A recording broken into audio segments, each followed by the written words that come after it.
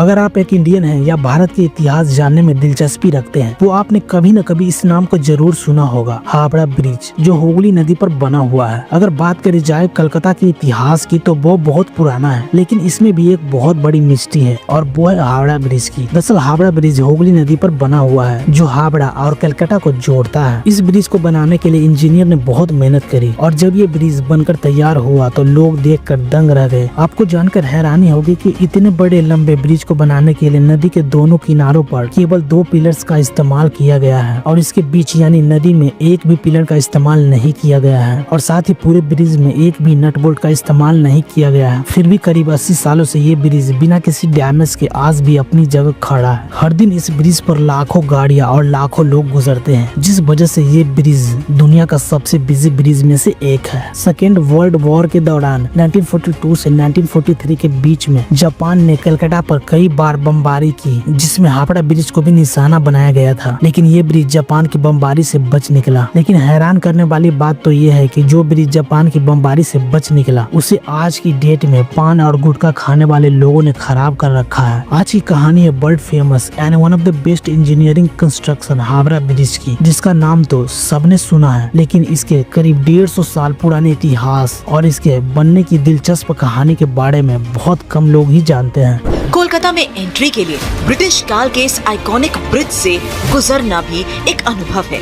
यह bridge India की सबसे बड़ी रिवर ब्रिज और सबसे व्यस्त ब्रिजों में से एक ब्रिज है। जब ये ब्रिज पूरा हुआ तब ये देश का पहला और दुनिया का तीसरा ऐसा ब्रिज था। 18वीं शताब्दी के बीच में अंग्रेजों ने लगभग पूरे भारत पर अपना कब्जा कर लिया था। अपने शासन को मजबूत और आसान बनाने के लिए अंग्रेजों ने भारत के कई बड़े शहरों में कई डेवलपमेंट किए। धीरे धीरे समय बदलता गया और व्यापार भी बहुत तेजी से बढ़ता गया, जिसके चलते अंग्रेजों को ट्रांसपोर्टेशन में दिक्कत आने लगी। तब अंग्रेजों ने रेलवे का इजाद किया और एक्सपोर्ट को बहुत तेजी से बढ़ाने के लिए अंग्रेजों ने 1853 में महाराष्ट्र के बॉम्बे और 1854 में बंगाल के हावड़ा में रेलवे का निर्माण किया। उस समय बंगाल ब्रिटिश इंडिया का सबसे पावरफुल प्रोविंस और कोलकाता ब्रिटिश इंडिया की राजधानी था। यहाँ से ही लगभग सभी ट्रेड को कंट्रोल किया जाता था। इसलिए अंग्रेजों ने बंगाल में रेलवे लाने के लिए 1853 में ही पटरियों को बिछाने का काम शुरू कर दिया था और इसी साल के जून महीने में हावड़ा में रेलवे स्टेशन का भी निर्माण कर दिया गया था। अंग्रेज सबसे पहले बंगाल में ही रेल की शुरुआत करना चाहते थे, लेकिन उनके लिए ये आसान नहीं था, क्योंकि लंदन से रेल डिब्बे लेकर आ रही शिप बीच रास्ते में ही डूब गया और लोकोमोटिव इंजन भारत आने की बजाय गलती से ऑस्ट्रेलिया पहुंच गया, जिससे इसे बनाने में 1 साल की और देरी हो गई और हावड़ा स्टेशन 1854 में ही बनकर तैयार हो गया था। हावड़ा में रेलवे स्टेशन बन जाने के बाद भी अंग्रेजों के ट्रेड को आसान बनाने की समस्या पूरी तरह से सोल्व नहीं हुई थी, क्योंकि अभी उनके लिए हावड़ा और कलकत्ता के बीच बहने वाले हुगली नदी बाधा बन रही थी। हावड़ा में अंग्रेजों ने अपनी कई फैक्ट्रीज बना रखी थी। ऐसे में उन्हें नदी के रास्ते जहाजों से सामान को एक जगह से दूसरी जगह भेजने में काफी दिक्कतों का सामना करना पड़ता था। बरसात के समय में जब हुगली नदी का वाटर लेवल बढ़ जाता था तो अंग्रेजों को अपना व्यापार कुछ दिनों के लिए मजबूरन बंद करना पड़ता था। अंग्रेजों को हावड़ा से कलकत्ता अपना माल ढोने के लिए हुगली नदी में कई जहाजों को चलाना पड़ता था, जो उनके लिए काफी कॉस्टली और समय की बर्बादी भी होता था। वहीं कई बार हुगली नदी में वाटर लेवल बढ़ने से उनका रॉ मटेरियल भी खराब हो जाता और कई बार हुगली क्रॉस करने के दौरान उनका जहाज बीच में ही डूब जाता। हुगली नदी ब्रिटिशर्स के साथ साथ आम लोगों के लिए भी परेशानी की वजह बनी हुई थी, जिन्हें हावड़ा और कलकत्ता आने जाने में भारी समस्या का सामना करना पड़ता था। जब से हावड़ा स्टेशन बना था तब से प्रॉब्लम और भी उभर कर सामने आने लगी थी। लोकल से लेकर विदेशी लोगों तक सभी को कलकत्ता से हावड़ा पहुंचकर ट्रेन पकड़ने के लिए इस नदी को नाव के जरिए पार करना पड़ता। खराब मौसम में उनका ये सफर काफी बेहद मुश्किल तो कभी कभी रद्द भी हो जाता था। ब्रिटिश इसका परमानेंट सॉल्यूशन चाहते थे, इसीलिए उन्होंने हुगली नदी पर एक ब्रिज बनाने का सोचा। इसी प्लानिंग के लिए 1855 में कमेटी बनाई गई, जिसमें ब्रिज कंस्ट्रक्शन प्लान भी बनाए, लेकिन किसी के ऊपर विचार नहीं किया गया। कुछ सालों तक इस काम की ओर अंग्रेजों की नजर नहीं गई, लेकिन 1862 में ब्रिटिश सरकार एक बार फिर से कमेटी बुलाई और ईस्ट इंडिया कंपनी के चीफ इंजीनियर जॉर्ज टर्नबुल को हुगली नदी पर पुल बनाने का काम सौंप दिया गया। उन्हें जल्द से जल्द इसकी डिटेल स्टडी अधिकारी का रिपोर्ट देने को कहा गया। टर्नबुल इससे पहले हावड़ा रेलवे स्टेशन बनाने का काम कर चुके थे। गवर्नमेंट के ऑर्डर मिलते ही वो इसकी प्लानिंग में लग गए। कई महीनों के रिसर्च के बाद 19 मार्च 1862 को उन्होंने अपनी रिपोर्ट सरकार को सौंपी, लेकिन किसी कारण ब्रिज बनाने का काम एक बार फिर से शुरू नहीं किया गया। करीब 10 सालों तक ब्रिज का काम यूं ही ठंडा पड़ा रहा। इसके बाद 1870 में कलकत्ता पोर्ट ट्रस्ट की स्थापना हुई और ब्रिटिश सरकार ने 1871 में हावड़ा ब्रिज एक्ट पास करके ब्रिज बनाने का काम ईस्ट इंडिया कंपनी के chief engineer sir Bradford Leslie को सौंप दिया। वो यहाँ एक पॉन्टून ब्रिज बनाने का प्लान लेकर आए। इस प्लान के मुताबिक इस ब्रिज को कुछ इस तरह से डिजाइन किया जाना था कि जरूरत पड़ने पर इसे बीच से खोलकर 2 हिस्सों में अलग किया जा सके, ताकि नदी से गुजरने वाले जहाज इससे टकराए बिना आसानी से गुजर सके। पॉन्टून ब्रिज का प्लान सरकार को बहुत पसंद आया और तुरंत इसको पास कर दिया गया। पॉन्टून ब्रिज पानी में तैरते पीपों के ऊपर बना एक ब्रिज होता है, जिसका इस्तेमाल अक्सर किसी भी इमरजेंसी के वक्त किया जाता है, क्योंकि जब भी हुगली नदी में ज्वार भाटा आता है तो इसके पानी में काफी उतार चढ़ाव देखने को मिलता है। इसीलिए इस ब्रिज का ये फायदा होता है कि नदी का जल स्तर जब ऊपर नीचे होता है तो ये पॉन्टून ब्रिज उसके साथ खुद ऊपर नीचे होता रहता है। आदेशानुसार पॉन्टून ब्रिज बनाने पर काम शुरू कर दिया गया। इस ब्रिज को बनाने के लिए ब्रिज के पार्ट्स ब्रिटेन से बनकर आते, जिन्हें कलकत्ता में असेंबल किया जाता। इसे बनाने के दौरान 20 मार्च 1874 कलकत्ता में भयानक साइक्लोनिक स्टॉर्म आने के कारण इस ब्रिज को काफी नुकसान पहुंचा। इसके कुछ समय बाद अगेरिया स्टीमर्स इस ब्रिज से टकरा गया, जिस कारण इसके 3 पॉन्टून पानी में डूब गए और इस ब्रिज का करीब 200 फीट हिस्सा डैमेज हो गया। ऐसी तमाम चुनौतियों को पार कर 1874 में आखिरकार ये ब्रिज बनकर तैयार हो गया। इस ब्रिज को बनाने में लगभग 3 साल का वक्त लगा और करीब 22 लाख का खर्चा आया। ये पॉन्टून ब्रिज 1528 फीट लंबा और 62 फीट चौड़ा था। इस पर आम लोगों को चलने के लिए 7 फीट का रास्ता भी बनाया गया, जिसे 17 अक्टूबर 1874 को सभी के इस्तेमाल के लिए खोल दिया गया। इसके बाद हुगली नदी से जब भी कोई बड़ा जहाज गुजरता तब इस ब्रिज को बीच से खोल दिया जाता था। इस तरह काम तो चलने लगा था, लेकिन ब्रिटिश गवर्नमेंट ने इसे टेम्पोररी इस्तेमाल के लिए बनाया था। इसके बनाने के बाद हावड़ा और कलकत्ता के बीच ट्रैवल करना काफी आसान हो गया था। इस ब्रिज का इस्तेमाल लाखों लोगों के द्वारा किया जाने लगा। लगातार अपनी कैपेसिटी से कई गुना अधिक बार झेलने के कारण धीरे धीरे ये ब्रिज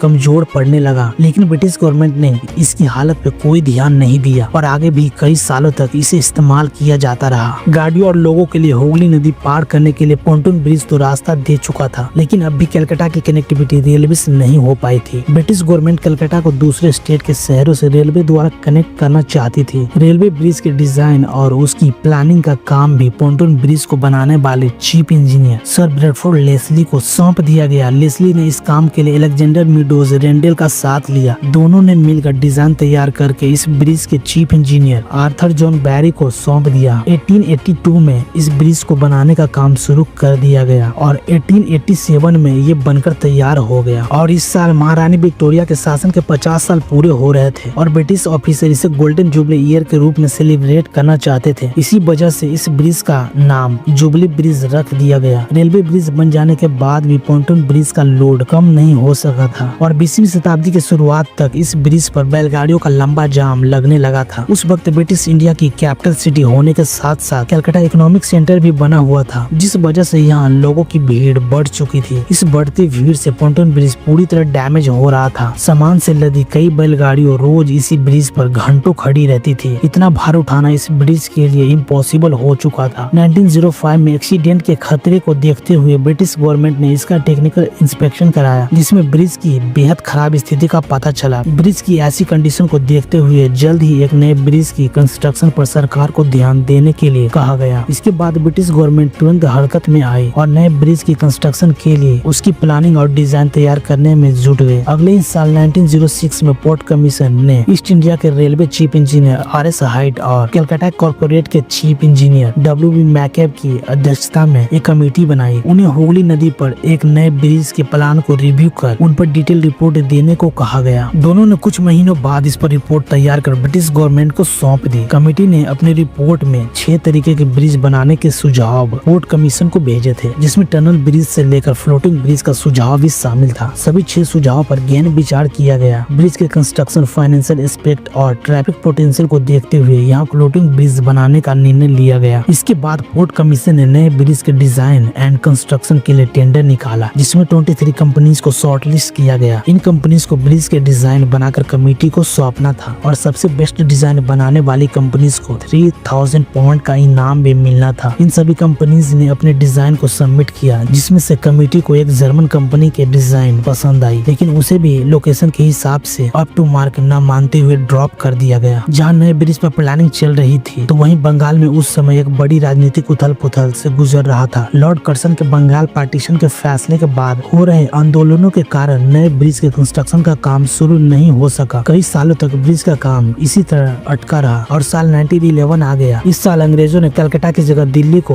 भारत की राजधानी बनाने का निर्णय लिया। राजधानी चेंज होने के कारण एक बार फिर से पुल के कंस्ट्रक्शन का काम शुरू नहीं हो सका। पुल के काम में अरंगा डालने की रही सही कसर को फर्स्ट वर्ल्ड वॉर ने पूरा कर दिया, जिसके चलते 1914 से 1918 तक British government first world war में उलझी रही, जिस कारण अंग्रेजों का ध्यान उस ओर नहीं जा सका। इस दौरान 1970 में पुराने ब्रिज को ही मरम्मत करके काम चला लिया गया, लेकिन ब्रिज की कंडीशन ऐसी नहीं थी कि ज्यादा वक्त तक उसे इस्तेमाल में लिया जा सके। इसलिए नए ब्रिज के निर्माण के लिए 1921 में बंगाल के एक फेमस इंडस्ट्रियलिस्ट और आर्किटेक्ट RN मुखर्जी के नेतृत्व में मुखर्जी कमेटी बनाई गई। मुखर्जी उस समय मार्टिन कंपनी लिमिटेड नाम की एक कंपनी चलाते थे, जिसके द्वारा इसके पहले कलकत्ता के विक्टोरिया मेमोरियल और बेलूर मठ का निर्माण किया जा चुका था। अंग्रेजों को RN मुखर्जी के काम पे पूरा भरोसा था और उन्होंने इस पर खड़ा उतरते हुए एक साल के भीतर ही 1922 में न्यू हावड़ा ब्रिज कमेटी के सामने अपनी रिपोर्ट सौंप दी, जिसमें कैंटिलीवर ब्रिज बनाने का सुझाव दिया गया था। और 1926 आते आते इसमें काफी प्रोग्रेस देखी गई और इस दौरान सरकार ने न्यू हावड़ा ब्रिज एक्ट भी पास कर दिया। बाद में एक consultant firm Rendel Palmer and Tritton को भी एक अल्टरनेटिव आइडिया पर काम करने को कहा गया। ये तीनों मिलकर 1929 में पोर्ट ट्रस्ट को अपनी रिपोर्ट सौंप दी, जिसमें उन्होंने कैंटिलीवर और फ्लोटिंग ब्रिज बनाने का अल्टरनेटिव आइडिया दिया। इसके बाद 1930 में गुड कमेटी बनाई गई, उन्हें इस नए ब्रिज को बनाने का काम सौंपा गया। 1930 में ही गुड कमेटी ने अपनी रिपोर्ट पोर्ट कमीशन को सौंप दी, जिसमें उन्होंने रेंडल पाल्मर एंड ट्राइटन के प्रपोजल को लेकर आगे बढ़ने और suspension type balance cantilever bridge बनाने को कहा गया। इसके बाद नए ब्रिज की डिजाइन तैयार कर कमेटी को सौंप दी। कमेटी ने नए ब्रिज को बनाने के लिए टेंडर निकाले। टेंडर में सबसे कम बोली एक जर्मन कंपनी ने लगाई, लेकिन जब तक बात आगे बढ़ती तब तक 1935 आ गया था। उस समय तक जर्मनी और ब्रिटेन के बीच रिश्ते बेहद खराब होने लगे थे, जिस कारण इस कंपनी को कॉन्ट्रैक्ट नहीं दिया गया। टेंडर में लगाए गए बोली के आधार पर इसे बनाने का काम एक British company Cleveland bridge and engineering company limited को सौंप दिया गया। 1935 में ही सरकार ने इस नए ब्रिज के कंस्ट्रक्शन के लिए न्यू हावड़ा ब्रिज एक्ट पास कर दिया, जिसके बाद 1936 में Cleveland bridge and engineering company limited ने हावड़ा ब्रिज का कंस्ट्रक्शन शुरू कर दिया। साथ ही पोर्ट कमीशन ने इसके फैब्रिकेशन एंड इरेक्शन के काम के लिए हावड़ा की एक firm wait bond and जेसोफ construction company limited को शामिल कर लिया। इसके बाद हुगली नदी में उपस्थित भारी मात्रा में गादों को निकाला जाने लगा। एक रात जब नदी के तट से गाद निकाला जा रहा था, तभी एक विशालकाय टावर गलती से छूट गया, जिससे ये अपनी वजन के कारण करीब 2 फीट जमीन के अंदर घुस गया। इस वजह से उस समय इतना जोरदार धमाका हुआ कि खिदिरपुर में लगाए गए सेस्मोग्राफ ने इसे भूकंप के झटके के रूप में रिकॉर्ड किया। इस धमाके के पास का ही एक मंदिर भी गिर गया और आसपास के लोग डरकर सहम गए। इस दौरान गद की सफाई के क्रम में यहाँ 18वीं सेंचुरी की तोप और कई तरह के सिक्के भी मिले थे। कुल मिलाकर ब्रिज के फाउंडेशन को तैयार करने में 2 साल का वक्त लगा और ब्रिज के बाकी हिस्सों का कंस्ट्रक्शन 1940 में शुरू हुआ। इस ब्रिज को बनाने में कुल 26,500 टन स्टील का इस्तेमाल होना था। जिस तरह पोंटून ब्रिज के लिए सामान ब्रिटेन से आता था, उसी तरह इस ब्रिज में लगाने वाले स्टील से लेकर बाकी जरूरी चीजों का एक्सपोर्ट ब्रिटेन से ही होना था। लेकिन सेकेंड वर्ल्ड वॉर में उलझे होने के कारण ब्रिटेन केवल 3000 टन स्टील की सप्लाई कर पाया। ऐसे में इस ब्रिज के काम को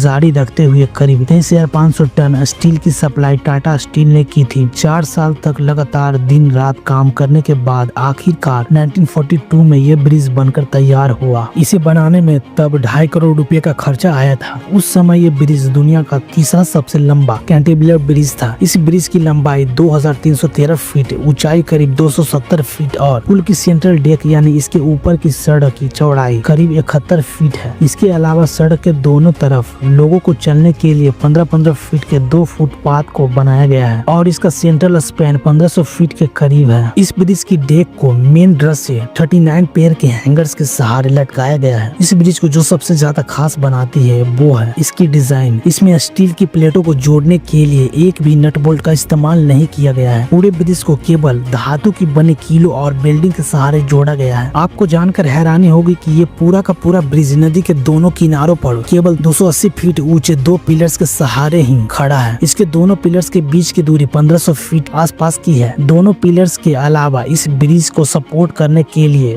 बीच में कुछ भी नहीं लगाया गया है। फिर भी बनने के बाद से आज तक ये ब्रिज जस का तस बना हुआ है। अपनी इस खास बनावट के कारण ये ब्रिज लाखों लोगों को अपनी ओर आकर्षित करता है। लोग इस बात से हैरान होते हैं कि इतना विशाल का ब्रिज इतने मिनिमम सपोर्ट पर इतने सालों तक कैसे टिका हुआ है। दरअसल ब्रिज के निर्माण के वक्त ही सरकार ने कंस्ट्रक्शन कंपनी को सख्त निर्देश दिए थे इस ब्रिज को बनाने के लिए नदी में कम से कम पिलर्स का इस्तेमाल किया जाए ताकि नदी से गुजरते बड़े जहाज पिलर से टकरा न जाए। उस समय हुगली नदी के सहारे ही अंग्रेजों का सारा माल सप्लाई किया जाता था और ज्यादा पिलर के इस्तेमाल से शिप का इन पिलर से टकराने का डर था। हावड़ा ब्रिज कोलकाता को हावड़ा रेलवे स्टेशन से भी जोड़ता है, इसीलिए बाद में इसे गेटवे टू कोलकाता के नाम से भी जाना जाने लगा। ये ब्रिज न केवल सरकार के लिए एक बहुत बड़ी कामयाबी थी बल्कि कोलकाता और हावड़ा के लोगों के लिए भी बहुत बड़ी उपलब्धि थी। लेकिन उस वक्त इस शानदार ब्रिज को बिना किसी इनोग्रेशन के ही चालू कर दिया गया था। दरअसल उस समय सेकेंड वर्ल्ड वॉर चल रहा था और ब्रिटेन को डर था कि जापानीज एयरफोर्स कहीं कलकत्ता पर अटैक न कर दे। इसीलिए ब्रिटिश गवर्नमेंट ने चुपचाप बिना किसी इनोग्रेशन के ही इस ब्रिज को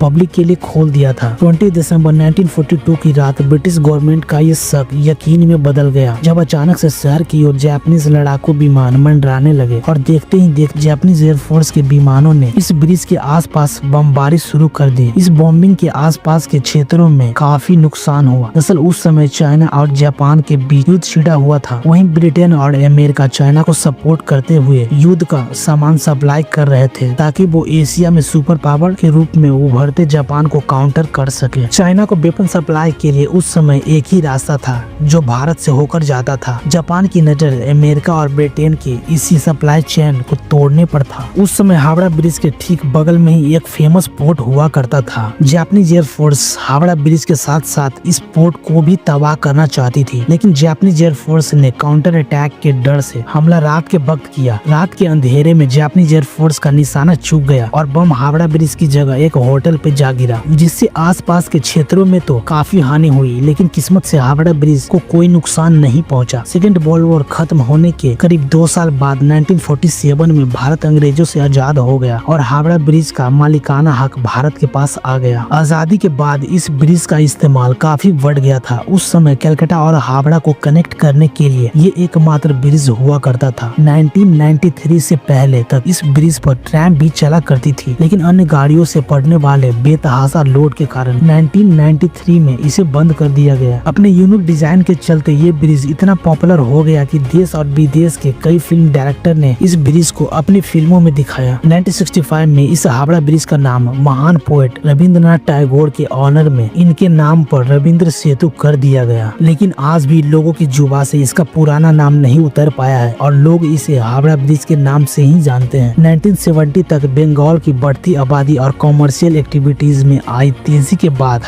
इस ब्रिज पर दबाव काफी बढ़ गया था। इसके बाद हुगली नदी के ऊपर एक नए ब्रिज की जरूरत महसूस की जाने लगी। इसके बाद साल 1972 में प्राइम मिनिस्टर इंदिरा गांधी ने हुगली नदी पर एक और ब्रिज की फाउंडेशन रखी। हालांकि 1979 में जाकर इसका कंस्ट्रक्शन शुरू हुआ और ये ब्रिज 1992 में पूरी तरह से बनकर तैयार हो सका। इस ब्रिज का नाम बंगाल के great social reformer Ishwar Chandra Vidyasagar के नाम पर विद्यासागर सेतु रखा गया, जिसे सेकेंड हुगली ब्रिज के नाम से भी जाना जाता है। भले ही विद्यासागर सेतु बन जाने से हावड़ा ब्रिज पर बढ़ने वाले लोड में कमी आई थी, लेकिन लगातार कई दशकों के इस्तेमाल के बाद अब हावड़ा ब्रिज डैमेज होने लगा है। इसके पिलर्स और बॉडी पर जगह जगह जंग लग चुकी है। लंबे समय तक इसे इस्तेमाल रखने के लिए वेस्ट बंगाल गवर्नमेंट इसके मेंटेनेंस पर खासा ध्यान दे रही है। हावड़ा ब्रिज के रख रखाव और सिक्योरिटी का जिम्मा कोलकाता पोर्ट ट्रस्ट के हाथों में है, लेकिन कई कोशिशों के बावजूद ब्रिज को नुकसान पहुंचाने से नहीं बचाया जा सका। ऐसा ही एक एग्जाम्पल साल 2005 में देखने को मिला, जब 24 जून 2005 को एक cargo ship MV money Hooghly नदी से गुजरने के दौरान हावड़ा ब्रिज से टकरा गई। इस टकराव से ब्रिज के 40 क्रॉस गिर्डर्स टूट गए और इसके 2 ट्रॉली गाइड भी टेढ़े हो गए थे। बाद में इसे रिपेयर करवाने में करीब 8 टन स्टील की जरूरत पड़ी और कोलकाता पोर्ट ट्रस्ट को इस पर 50 लाख खर्च करने पड़े थे। रिपेयरिंग के बाद ब्रिज का यह हिस्सा तो ठीक हो गया था, लेकिन एक चीज जो इस ब्रिज को धीरे धीरे डैमेज करती जा रही थी, ब्रिज के पिलर समेत कई हिस्सों में बुरी बुरी तरह जंग लगने लगी थी, जो लगातार बढ़ती ही चली जा रही थी। कोलकाता पोर्ट ट्रस्ट ने जब जंग लगने के कारणों और उसके नुकसान का पता करने के लिए साल 2011 में इस ब्रिज का जांच किया तो बहुत ही हैरान करने वाली बात सामने आई। इंस्पेक्शन रिपोर्ट में पता चला कि इसके खंभों में जंग लगने के कारण इसकी मोटाई लगभग आधी हो चुकी है और पुल में लगे हैंगर्स की मोटाई 6 मिलीमीटर से घटकर 3 मिलीमीटर रह गई है। इतने बड़े नुकसान के पीछे पान मसाला और गुटखे की पीक सबसे बड़ा कारण था। पान और गुटखा खाने वाले लोग ब्रिज से गुजरते हुए वहीं थूकते हुए निकल जाते हैं, जिस कारण पान में पाए जाने वाले केमिकल से स्टील के साथ रिएक्शन होता है और ब्रिज में जंग लग जाता है। सेंट्रल फोरेंसिक साइंस लैब के डायरेक्टर चंद्रनाथ भट्टाचार्य का कहना है कि हुक के साथ मिलकर पान और चूना में मौजूद चीजें स्टील पर एसिड के जैसा काम करती है और इसे काफी तेजी के साथ कमजोर कर देती है। पोर्ट ट्रस्ट को इसे जंग से बचाने के लिए पिलर्स के किनारे पर फाइबर ग्लास लगाना पड़ा। पान और गुटखा के अलावा एटमॉस्फेरिक कंडीशन और बायोलॉजिकल बेसिस ने भी ब्रिज को नुकसान पहुंचाया है। इसके अलावा इस ब्रिज में सालों से लाखों पक्षी अपना घर बनाकर रहते आए हैं और इस दौरान वो रोज इस ब्रिज के ज्वाइंट और बॉडी पर स्क्रीटा करते हैं, जिससे धीरे धीरे इसके स्क्रीटा में पाए जाने वाले केमिकल से ब्रिज कमजोर होता जा रहा है। पक्षियों के स्क्रीटा से होने वाले डैमेज से बचाने के लिए कोलकाता पोर्ट ट्रस्ट इस ब्रिज को रेगुलर बेसिस पर साफ करवाता है। इसके अलावा समय समय पर इस पुल पर पेंट और प्राइमर का काम किया जाता है ताकि ये ब्रिज ज्यादा लंबे समय तक बना रहे। कोलकाता की पहचान बना ये हावड़ा ब्रिज आज 80 से